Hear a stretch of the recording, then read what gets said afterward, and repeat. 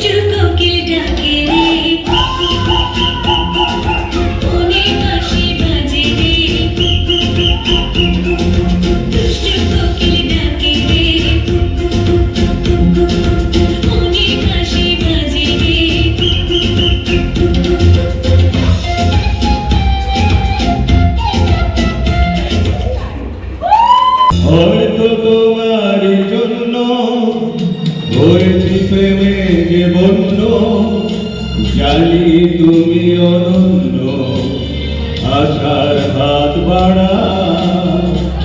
যদি কখনো একান্তে চেয়েছি তোমায় জানতে, শুরু থেকে শেষ প্রান্তে ছুটে ছুটে গেছি তা।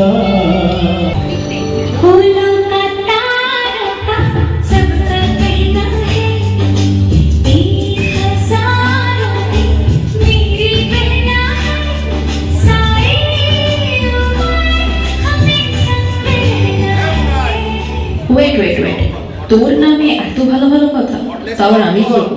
এটা তো হতে পারে না। কেন না?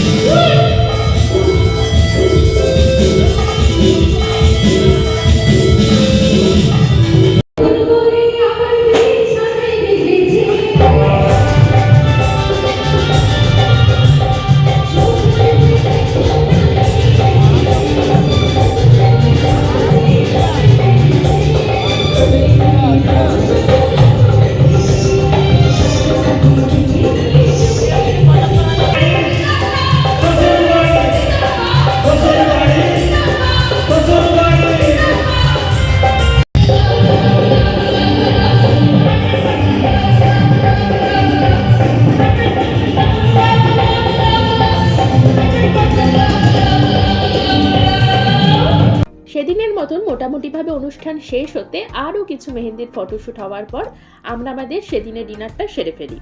ওহো, আপনাদের তো বলাই হয়নি, শুধুমাত্র আমরা ফ্যামিলির সবাই এই অনুষ্ঠানে পার্টিসিপেট করেছিলাম এমনটা কিন্তু একদমই নয়। বাইরের কিছু আর্টিস্টদেরও এই অনুষ্ঠানকে আরও জমজমাট করতে ইনভাইট করা হয়েছিল।